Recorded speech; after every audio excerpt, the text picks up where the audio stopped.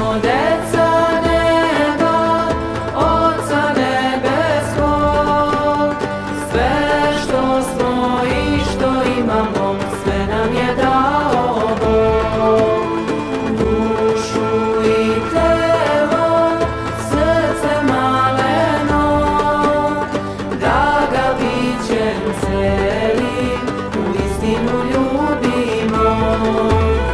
Gladni smo samo neba, hleba nebeskog, zemlja. A što ste zatekli kada ste došli prvi put? Ovdje je bilo obraslo šumom, drveće veliko i tako kao što vidite ovi panjevi i još, tako da se tu nije se primjećivalo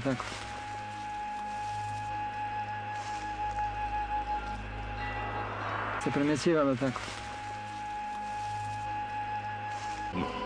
Odjednom, kao nisam uopšte poznavao sebe, onako izgubio sam osjećaj, tako jedanput sam vidio kao da svaki posao koji se počinje, znači treba sa molitvom, tako da bi taj posao bio uspješan. Ja sam to ja. I onda se odmah se prekrstim, a to su bili trenuci, tako da. Pa do prve kuće ima to oko 2 sata. Jeste li zimu proveli ovdje? Proveo sam 2 zime. Monah u manastiru Uvac. Koliko je to hoda odavde od Dubrave? Odavde hoda odavde od manastira Dubrave do manastira Uvca ima, znači, oko 4 sata hoda. A gdje ste bili pre Uvca? Pre Uvca sam bio u Ispostnici manastira Studenice Svetog Save. A pre Studenice? A pre Studenice manastir Pustinja kod Valjeva. A Sveta Gora? A pre, znači, Pustinje, Sveta Gora, od tu sam došao u manastir Pustinje. Jeste se tamo zamonašili na Svetoj Gori? Na Svetoj Gori 71. U poslu koji... Pa kad sam došao tu, znači, ono što sam čuo od pokojnog Rajka, da tu nalazi se svetinja, i onda sam se zainteresovao da vidim gdje je to i kako, u kom je stanju to mjesto. Dolazimo iz manastira Uvca u jednu zapustelu svetinju, obrušeno i porušeno, obraslo drvećem, samo se naziru zidine male koje pokazuju da tu ima svetinja. Meštani koji su tu bivali, čuvali stoku, kosili, radili, oko toga su grabili livadu i bacali na tu, sad, da su znali da je bila svetinja ili ne, to, ali su bacali drveće, ono, čisteći, pa sam našao jednu bucu, stvari, ono, drvenu, što su vodu nosili nekad. Upoznavajući se sa Dobrivojem Kneževićem i tako, onda smo se zainteresovali da vidimo tu kako je to, šta je, da li može da se to očisti. Povremeno smo dolazili tu, te čistili, još ovoga puta nije bilo. Onda smo pešaka išli niz ovo brdo što se vidi, stari put. Čini da su stigli na kraj sveta. Znači, manastir Ostrog je dosta i on učestvovao u tem, mislim, svakako mitropolit Filokije, vladika Jovan i tako da su omogućili, tako te su povremeno tako uvijek koliko su mogli, oni su i pomagali da se, pošto je posvećena Svetom Vasiliju Ostroškom, onda na kontu i toga je i davata sredstva. Gospod kroz Dobrivoja Kneževića iz Dobrosolice i njegovu porodicu šalje ocu Danijelu verne pratioce i pomoćnike u godinama koje... Svud smo išli u institucije i tako, i i preko ljudi i dobre volje, što kaže, svi koji su mogli i koji su imali mogućnosti, svi su pomagali, pa sad koliko je ko mogao, ali znači uvijek je se imalo i onda smo, glavno je bilo za majstore da ima materijal, majstorima da se plaća dnevnice, neki su i priložili pa neku dnevnicu i tako. Da. Blagoslovu vladike Žičkog Hrizostoma otpočinje se i gradnja veće crkve. Onda je vladika dolazio, a rekao je, kad je vidio da je koliko je obim i to sve, da je pomala, da treba veća tu da se podigne, jer je pomala dosta naš. Ali posle zavod kad je došao i rekao je da ništa ne može se proširuje, nego kako jeste u tom obimu, tako i da se napravi. Onda smo gledali lokaciju i onda je vladika rekao tu negde vidjeti veću podići. Vest o otkrivanju Sava prilože za izgradnju nove crkve. On je saznao tamo još preko interneta koji su snimali ovdje, onda su to tamo preneli i on je se zainteresovao da tu svetinju da obnovi, da se podigne, ali on nije znao da će to baš, da neće moći na tim temeljima veća da bude nego kako jeste. I zato je on rekao, ništa, onda ja ću otud davati sredstva, a vi radite, pa koliko mogne ja ću pomoći. Monaški život nije jednostavan, on traži dosta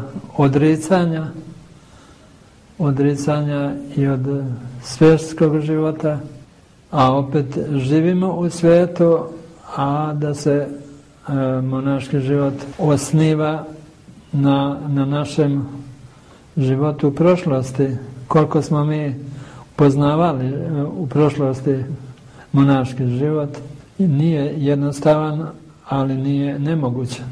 Upoznati sebe, upoznati istinu i živjeti istinskim životom hrišćanskim, religioznim, mislim, tako da se vaspitamo od početka kako treba, šta treba, upoznati samo sebe, upoznati poroke, kloniti se poroka, a prvo sebe, pa onda drugima nešto da pričam. Nigde nije lako, ali nigde nije nemoguće.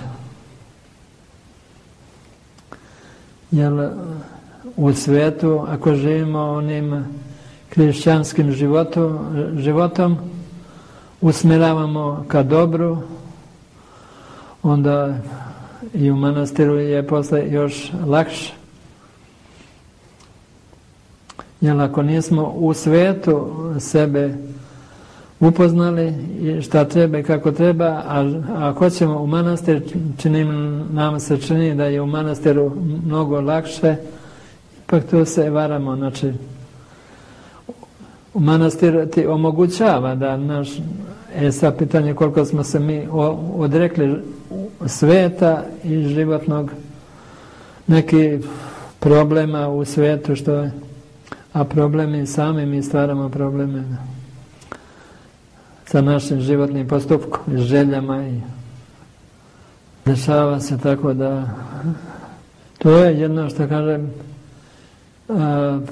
pokušaj, pa dođe pa vidi da ne može da izdrži u manastiru, ne je življenje ono što je živio pre, ne uklapa se sa manastirskim životom i onda posle ode pa kad vidi da je, ali čovjek ne može pobeći od samog sebe nigde.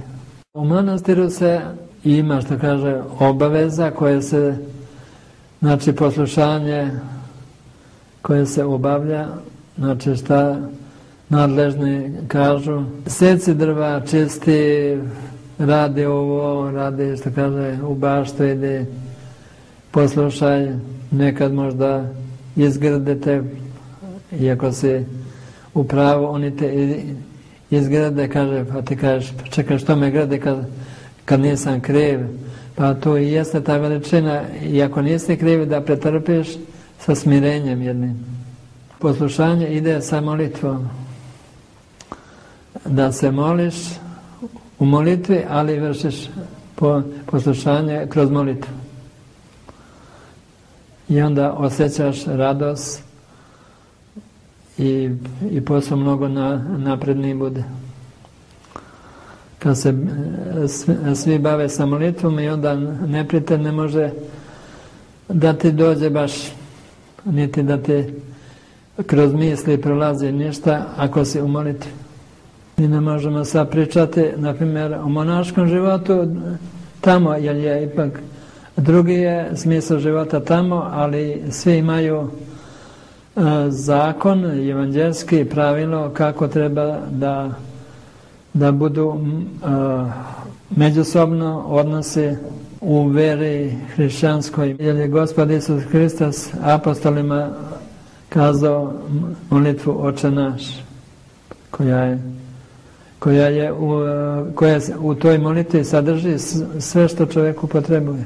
A građani i vernici, što kaže, treba prvo da znaju kad dođe u crkvu, pristup, ulazak u crkvu, onda kad sveštenik naforu daje kako, prvo da znaju da se prekrste pravilno, pa onda naforu kako treba uzeti naforu, staviti, znači, desni dlan preko levog dlana. Mislim, to ti je osnovno što treba se zna i pravilno da se prekrsti. Krst je, kaže, znamenje koje se osenjuje, čovjek pravi znakom krsta koje pobeđuje demone. Ako se krstimo onako mahinalno, mi ne možemo ni staviti kako treba krst, i onda se po tome vidi da nismo upućeni kako treba se krstimo, ni značenje krsta, silu časnog krsta, silu krsta koje Gospod pobedi svijet. Na krstu je razapet i kroz vaskrsenje je pobedio svijet. Krštenje, što kaže, se sjedinjujemo sa Gospodom kao kroz svetu tajnu pričešća. Sa krštenjem, znači, se ubeležavamo u knjigu života. Sigurno da nije dobro biti nekršten, ali sad sve zavisi okolnosti kakve su bile, zašto smo nekršteni. I ako se krstimo, opet ako ne ispunjavamo zakon Božji, ništa i to ne doprinosi toliko baš što smo kršteni, ako mi sami sa svojim lošim postupkom životnim uništavamo to. Koliko je važan post i važna priprema pričešća, toliko je uz to važna ispovest, jer pričestiti se, a ne ispovediti se, i to je isti greh koji god se sprema za pričest, znači treba je prvo u porodici da se, ako ima s nekim da je nekoj zavađi nešto ili sa komšijom, da se izmiri, prvo da se izmiri, pa onda da ide da se pričesti. Bez obzira što kažu neke, pa ja njemu ništa nisam činio, meni to čini, i onda kao sada neće, onda traži oproštaj, ali je dužni smo mi da potražimo oproštaj, a sada na ko će oprostiti, ko će, ako ne. Jer nama Gospod naređuje da mi tražimo oproštaj, i onda... Smo za interesantnu priču kako ste došli u manastir Dubravu. Kažite nam nešto o tome. Pa, dolazak u ove predele, ja sam prvo u manastir Uvac došao, pa posle godinu dana sam ovdje, 2000 sam došao, znači, u Uvac, a 2001. ovamo u Dubravu. I sad detaljno baš neke dubinske, duhovne stvari koje... Po Božjem promislu ste sve je došli to po Božjem promislu, znaš, ali jer neke, kaže, duhovne tajne se i ne otkrivaju baš, samo da ne bude na rečima, nego na delo pokaže posle. Mnogo ste godina proveli na Svetoj gori. Gde vam je bilo teže? U ovoj Brvnarici gde ste nekoliko zima proveli bez ogreva ili na Svetoj gori? I koliko je bitna snaga vere? Znači, stupajući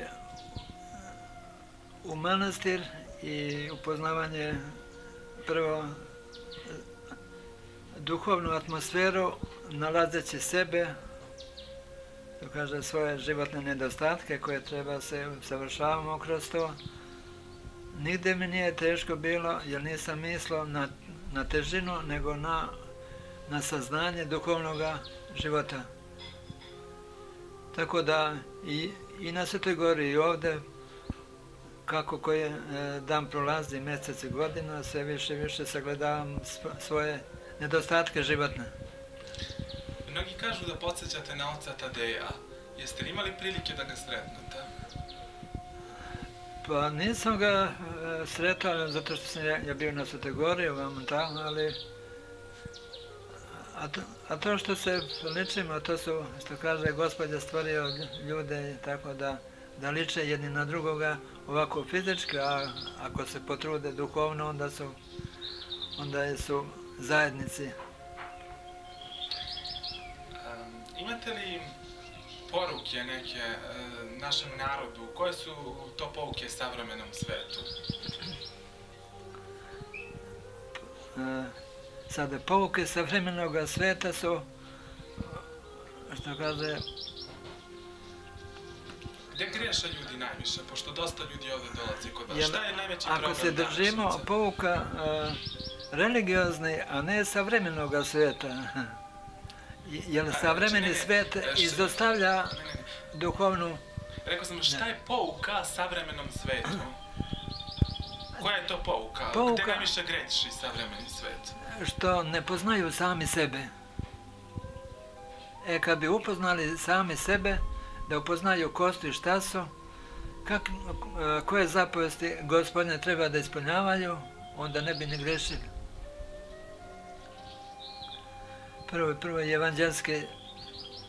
evanđelje, sve to što kaže treba da upoznaju svoje sopstvene snage, svoje srce, svoj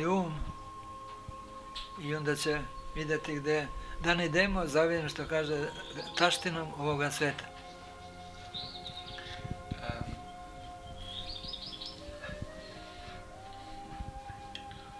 Možete nešto da nam kažete više o životu u manastiru? Kako izgleda jedan manastirski dan? To se zamisli do svake osobe koja se nalazi u manastiru. Jer ako želite da saznate da bi u svetu živjeli religiozno, a kad odete u manastir, onda lakše mnogo prolazite kroz manastirski život. Ako ne poznajete u svetu smislu hrišćanskog života, onda ne možete ni u manastiru biti kako treba. Slažete li se da su molitva, ispovest i pokajanje put spasenja? Prvo pokajanje, pa onda molitva, pa ispovest, pokajanje, znači se pokajem, ispovedam se i onda posle molitva. I kad se narod vrati Gospodu, to znači da će se vratiti i veri, i našoj tradiciji, i pravim vrednostima. Pa svakako da to je neminovno tako da bi trebalo da bude. Sad, koliko, ko i kako i na koji način.